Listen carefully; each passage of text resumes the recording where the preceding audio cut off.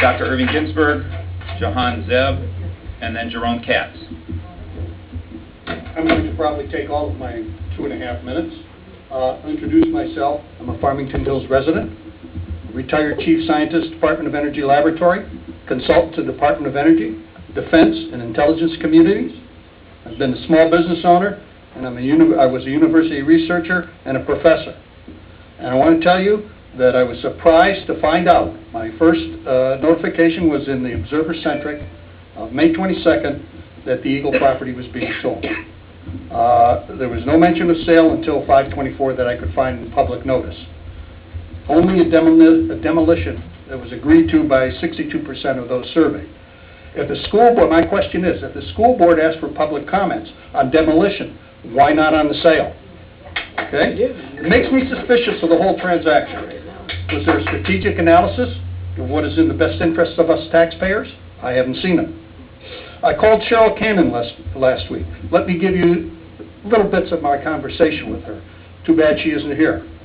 I asked her, how did the proposed sale come about? Her answer was, the school attorney brought the offer, initially for $850,000. She asked for an appraisal. She refused to reveal the details of that to me. She said that was not releasable. Unbelievable. The appraisal of a public property is not releasable to the taxpayers. All right?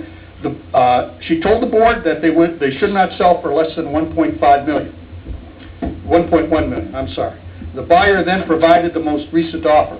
My question is, how come only that potential buyer knew the asking price and not the public?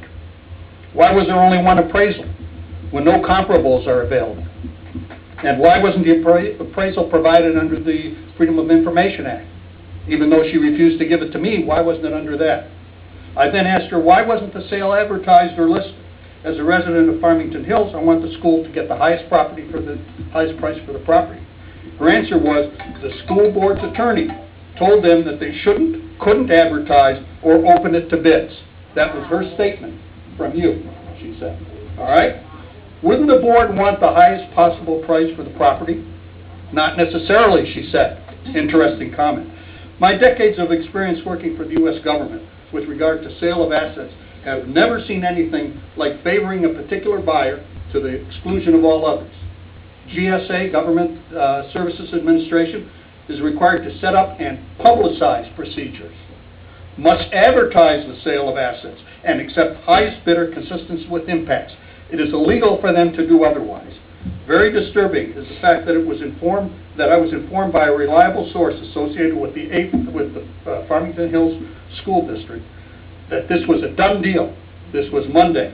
It has been included as income in the budget. In fact, you had a meeting on Monday, an emergency meeting at the schools, which is usually held meetings on Wednesday, where it was confirmed at that emergency meeting that the schools, when the budget was discussed.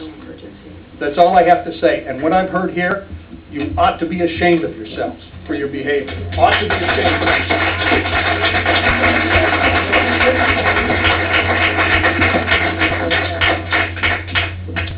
Just for the record, we did not have an emergency meeting on Monday. We had a...